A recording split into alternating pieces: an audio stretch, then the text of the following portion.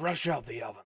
What is cracking, everybody? It's MegaPieman here, and welcome to another look at my map, this time for CTF Coffeyville A4, as opposed to last time, which was CTF Coffeyville A3, and next time, which might be CTF Coffeyville A5, depending upon how things change. Now, what you're looking at right now is you're looking at a recording of the U.S. Game Day for September 6, 2014, which was last Saturday, in which I was able to actually get Coffeyville into the rotation for that. TF2Maps.net has this thing. I think I talked about it a little bit last time when I was talking about Coffeyville A3, but they have this thing on their own personal server, where if you submit a map to it and they're still interested in running through maps, they'll actually put the map on their server, and they have people who just go that day for a couple hours just testing maps that are in development.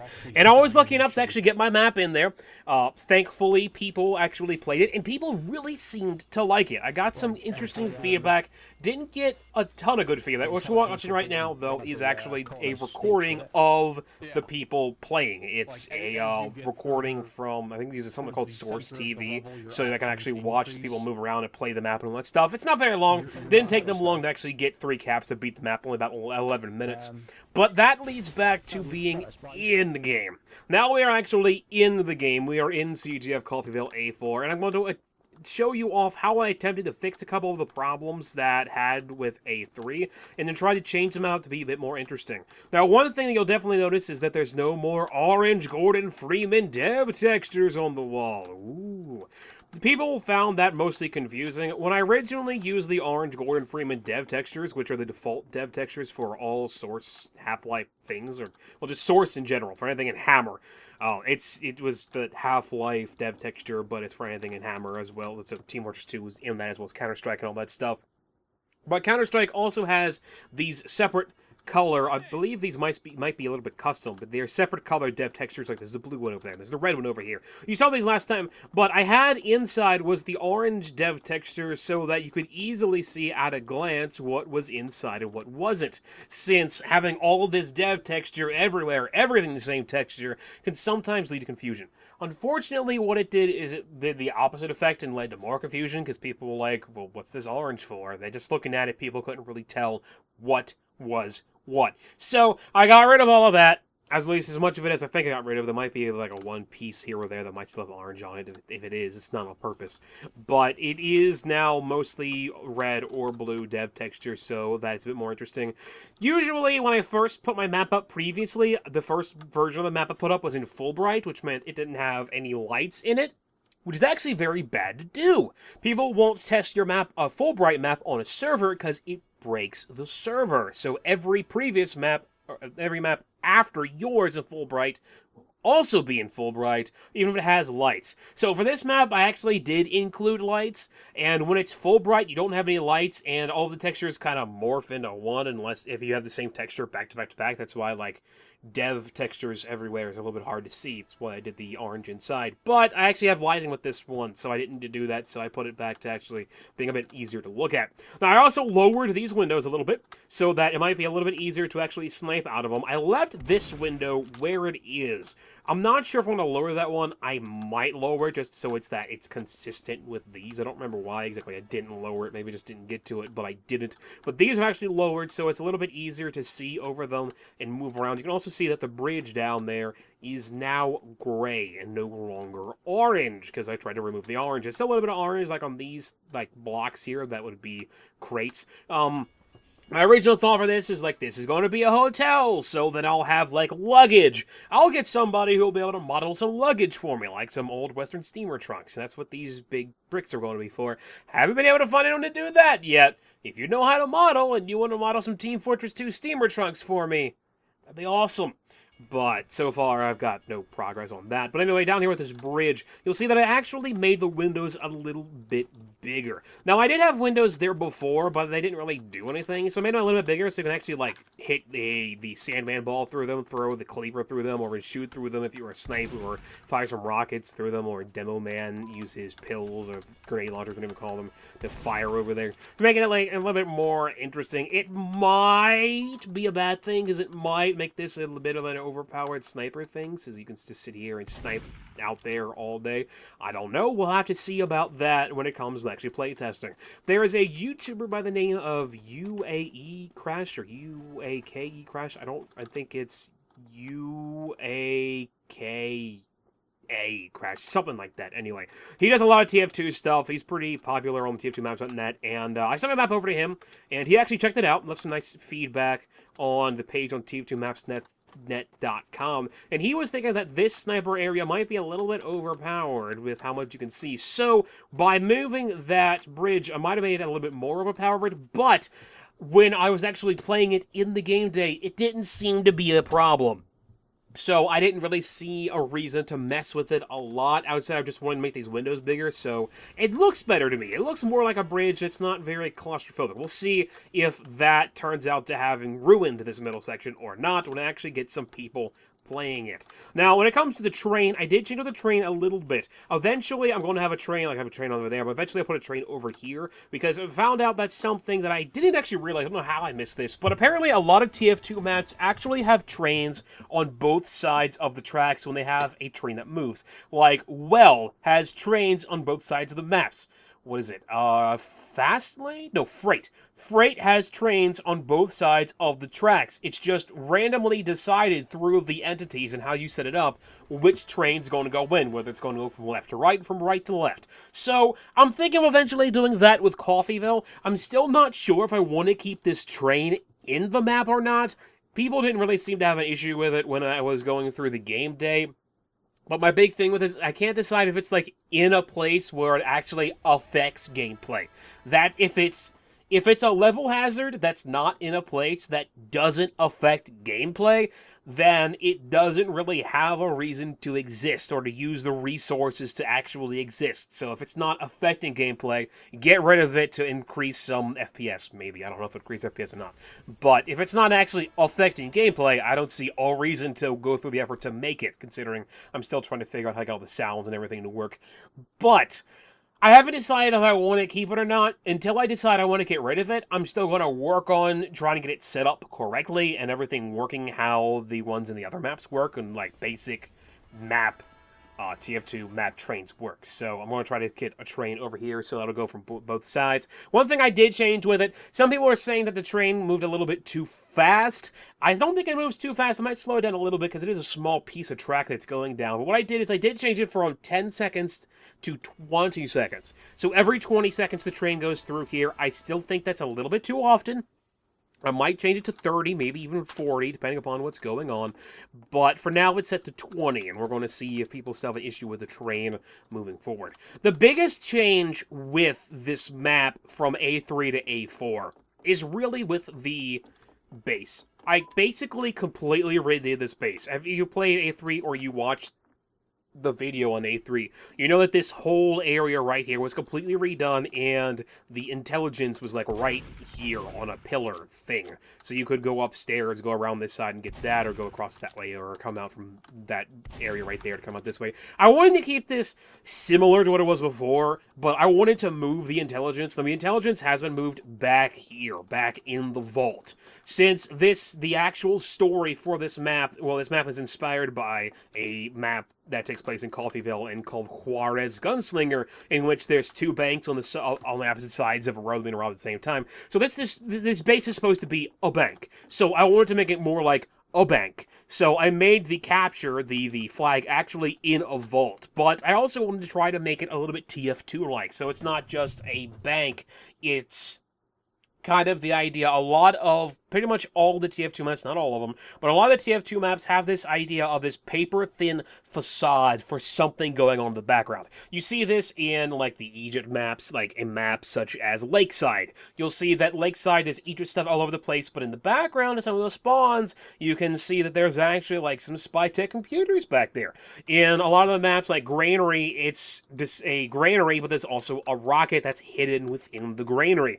In some other maps, there's also rockets hidden in those, or like Well. Well is a well map. That's a brewery on one side, and then I don't know what's supposed to be on the other side, but there's a rocket hidden in it. So it's like this paper-thin facade that is trying to make cover something up. And that's what I wanted to do with Coffeyville. So the story that I created for Coffeyville is that they are using this machine here, this thing that eventually would be made to look more like a machine. Right now, this looks like a bunch of brushes, because it's a bunch of brushes in reality. It's not actually a machine. But they're using this machine here to pipe in gravel and then coat it in fake, or maybe real, I haven't decided about the story there, it doesn't matter. But basically, they're converting gravel into gold, and then they're shipping out the gold, if I can get back on there we go. And they're shipping out the gold in these crates that would be disguised as coffee to try to work for the Coffeeville thing. So it's back in this vault in the bank. They're using this machine to turn gravel into gold and then shipping out for coffee and in crates that are labeled as coffees to try to just get out of there. So that's the story I have for Coffeeville. I don't know if it's stupid or not, but that's the story that I came up with, and that's kind of what I'm going for with mapping that along. Now, going back to just the layout, this whole area is brand spanking new. Designed this pretty quickly. I had a couple ideas of what I wanted to do here, and this is what became the end result. Not exactly what was in my head originally, but with a lot of things, like, I'll get an idea of what's in my head originally, and then I go to make it, and I'll make something completely different instead. But what I have here is I wanted to try to keep the line across that I had before, but I also want to try to add some water because it factored in with this kind of machine idea of turning stuff into gold. So you still have a lot of lines. What I'm afraid about this, though, is the fact that actually you're behind the respawn thing. I don't want to two-fort the map, and which is I'm afraid that I might have two-forted the map. What I mean by that is, in two-fort, what completely ruins two-fort from ever being a good map ever anymore is the fact that there's two ways in and out of the intelligence room, and both go right past the respawn for the opposite team. There's literally just a chunk of the map that you can sit in that you will always be able to cover anybody trying to capture the intelligence no matter what. And that's right outside of the respawn door for both teams. And this map isn't that bad, but I'm afraid that it might still be a problem. That it might be, since the capture is actually behind the spawn room and you have to go past the spawn room, it might have ruined some of the flow of the map and might be making the map a bit too difficult. I don't know. We'll have to see with testing. I didn't want to mess with any of the flow that I had out here. I didn't want to mess with any of that. So that's all the same. The hotel's the same. All these paths out here are the same. It's just, when I was playing this on the US Game Day, some people were concerned with the fact that the intelligence was actually right outside of the respawn. They were thinking that that might not be the greatest of an idea, of a great place to put it. Also, the fact that I kind of got an idea that the map might have been a little bit short, so it was played a little bit quick. I mean, it only took us 11 minutes for one team to cap 3 things and beat the other team.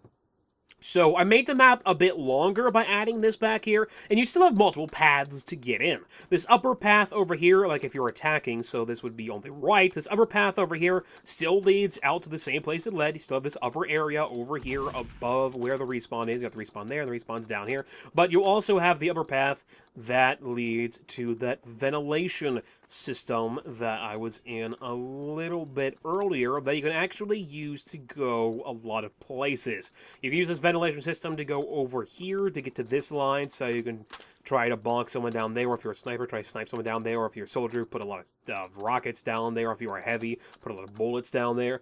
Grab the intelligence, and then quickly move out that way. You can also, from the ventilation system, drop down here and move out this way if you see that if that's actually useful. And like, if you see that there's a sentry gun around here that you want to get around, you can drop down there and try to get the jump on it a little bit. Now, one of the problems I do have with this layout that I want to try to change, I'm not sure how to change it, is there's not a lot of stairs going up to the second area. The only way to get up to the second area is to come in from over here, come in from over there, or go up the stairs that are all the way at the back of the capture part, all the way at the back of the base. I want to put stairs here somewhere. I feel like this area needs stairs up to the second section, but I don't know where to put them. I don't really have enough space to put them anywhere, and I'm not sure exactly what I want to do. I might put some stairs in the respawn room, so you can actually go from the respawn up and over here, but then again, that ruins the idea of the respawn, because for the respawn rooms, I still have it set up that these down here have the ones that say resupply actually have the resupply lockers, and this one does not. So I'm still working on an idea of trying to balance sentry guns I don't know if it works well. I might have to completely redo the respawn rooms, depending upon how things go, or I need to completely redo this area back here. This area came out pretty well. There's a good amount of cover. Like the sentry gun just sitting right here. You got a lot of cover from there. You got cover from this. You got cover from over there. Even this area over here that I kind of was, like, I put it here because, like, there's a room over there. I wanted to put a room over here. It's basically designed for a sentry. Even if you put a sentry, like, right here that's shooting everything over all over the place and covering the point, you still have this open window that if you're a demo man, you can come in here and pop some grenades or sticky bombs right up in there and take out that sentry gun. So, and you even have water down here to try to move around a little bit. So if you're actually trying to defend as a pyro and you have the Neon Annihilator, you can go in the water and get that buff for like insta crits for taking things out. Or if you are on fire, you can jump in the water to put yourself out. Or if you are a pyro, you actually have more air blasting abilities, since you can air blast people off of the top here and have to go all the way around and get back out. Plus, the water is also used for a way out. So you have the ventilation system for two ways in, either drop down here or coming up this way. You can go through the blast door or the vault to get into the vault from down there. You can enter the vault from down there. You can enter the vault from up this middle section right here. But actually, I kind of put this here. I left it how it is. It might be a little bit overpowered because if you're a sniper and then you walk out, you just spawn, you walk out here, and then you can snipe people, since this gives you a complete open right down to where the intelligence is. This might change. I'm not sure. I haven't decided yet. I might put something there or change things up. I haven't decided yet. But you still have the opening from the water as well. So you can go down here, go this way, and get out of the water from one of these areas, either over here or over there or over here. So you have you got a lot of options. The main thing I'm trying to do is where the respawn is, I still want to give people options. So it's not going past the respawn room as much as it is going around the respawn room, which will hopefully fix the issues that 2 Fort has. 2 Fort is literally going right past the front of the respawn room, basically. So this is more of a going around idea. I might actually put another pathway over through this so you can just grab the intelligence and then quickly go down that way, going to where that water is and jump down and keep on moving that way. Might do that. I haven't decided about that. I will have to see how this plays. But this is the biggest change between A3 and A4, just trying to decide what I want to do for the capture zone. I'm still not completely happy with it. I feel that it might not be the greatest, and it still needs a bit of work. Like what it would be is like there would be like a window like they could jump out of and go across that way. So maybe that would work. I didn't want to mess with any of the lines going this way to try to keep the map's flow still good. But I'm hoping by what I did, it makes the map a bit longer. But the map is also pretty wide. So one of the suggestions I got from the game today was someone saying that CTF maps could work well if they were like diamond shaped, so you get more options as you go outwards and get less options as you go in to the intelligence. And that's kind of the idea that I'm trying with. You get less and less options when you go into the intel, and then when you get out here, it kind of opens up a bit more with the hotel, and definitely opens up out by mid and then kind of closes up again. Hopefully that actually translates well to gameplay. I will have to wait and see if that actually works the way that I think it will work. I've also been having issues with these beds. I don't know what it is about these specific beds, but for some reason, I cannot get the material on them to actually save into the map. Now, this is a custom prop and custom textures and materials on it. Now, how those work is Hammer doesn't actually save those to your map. Hammer saves locations of everything and then refers to all of the files it has tucked away in your TF folder on the Team Fortress 2 and your Steam apps as to what this stuff is. It knows where to put it, but it doesn't know what it is. So when I put a custom thing in a map, I have to save that to the map. So when somebody downloads the map, you go to play the map on a server, they will download the map from the server. They also will download the custom stuff. At the moment, I'm able to save the model using a program called Vide. You can also use PackRat to pack these things in, but I've been using Vide. But I can't get it to save the texture or the material, whatever you want to call it. So instead of actually being like a red-looking bed, it's just purple and black checkerboard to people who don't have this particular model and all this stuff already saved. Now, I already have the model and all the materials saved in my TF folder on Steam, so I can see it, but people who download this map separately can't see it. They'll get the default, this is a missing texture, purple and black checker texture, which is pretty bad. If the model wasn't there, you just get a big red letter saying error. So thankfully the model's actually there. But yeah, that's basically it for Coffeeville A4. It's interesting. I'm still playing around with a lot of ideas. Haven't really settled on much of anything. The only thing I know that's not going to change with Coffeeville is I am not going to change mid. I will not change mid. I feel like mid is good, and I feel like the hotel areas are good. Those are not going to change. Everything else is pretty much up to change, unless I specifically need to change mid, or specifically need to change where the hotel areas are. Everything else is still up to grabs for the whole base thing. I'm still trying to decide exactly how this works, and I still need to make it so getting out of the water is a little bit easier. It's kind of weird right now. Sometimes it's easy to get out of the water. Other times I've had like a difficult time getting out of the water. I might get rid of water in general if it becomes too much of a hassle, but I kind of like water since it adds a bit more dynamic to the areas. I'm not sure about what really I want to do with this, but these are just ideas that are being thrown out there that hopefully don't suck. So I'm going to try to get this map in the game day for this week. I might be a little bit late trying to get it in the game day for this week already, considering it is Friday today, and they do this Saturday, so it might be a little bit late, but I'm going to try to get in the game day and see if I can get some more feedback on the map. I might do these update videos, or let's look at my map update videos once a week. I'm working on 2 maps right now. I'm working on this map, and I'm also working on Wharf for CSGO. Haven't given up on Wharf yet. I've got a couple ideas of how to try to fix that map up to make it not horrible. And people seem to like it. A couple people that I had actually talked to me about it, they seem to actually like Wharf, so I'm not giving up on it yet.